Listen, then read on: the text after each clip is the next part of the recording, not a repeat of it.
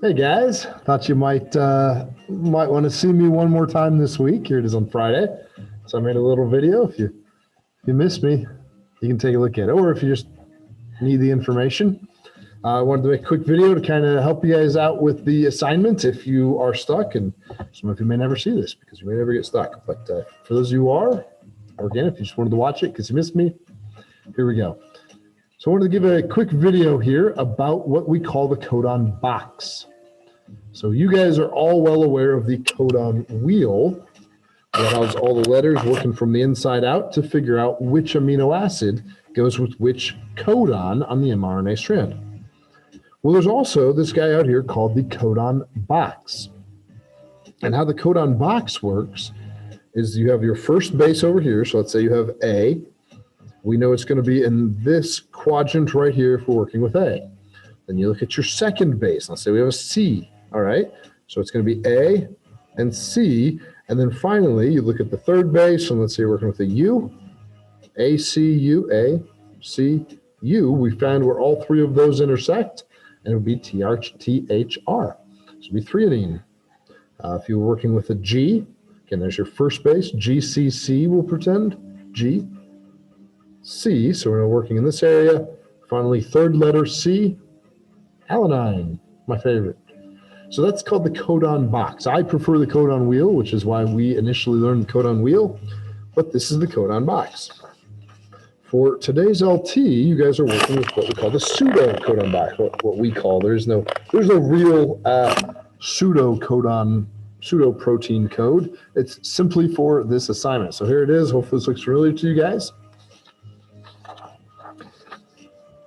And again, it's going to work very similarly. So I want to work through first example with you guys. Again, I'm going to do it on a separate piece of paper because that's what you guys are expected to do as well. So our original message.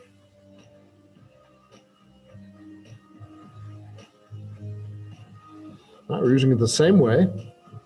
We're looking at AUG. And if it might help to go ahead and break those into thirds, I always find that helps.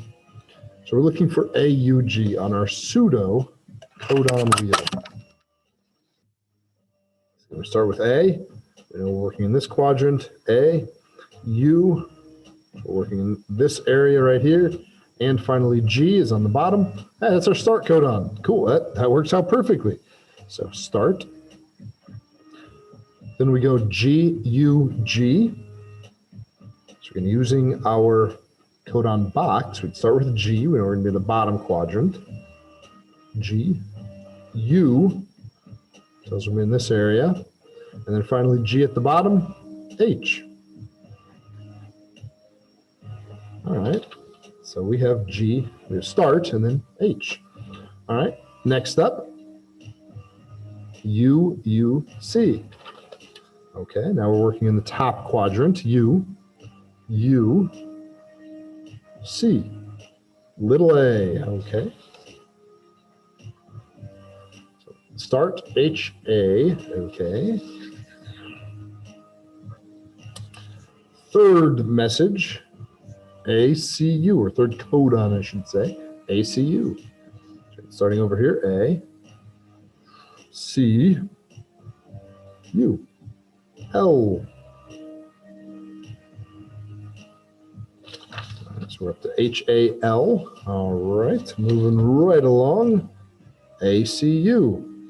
That's actually the same exact code we just looked at. 2 ACUs in a row. That can happen. Nothing wrong with that. So A, C, U. Looking for L again. All right, so HALL. Our next code then is GCA. GCA. O. Our final letter there is O. Well, I guess not necessarily final letter. We got one more. UAA. So U working in the top quadrant. A. Hey, there's a stop codon for us. And this one happens to be an exclamation point. So our message is hello. Hello. It's a misspelled hello, I think. Hello. They say what they say in Canada. Hello. So that's our first message.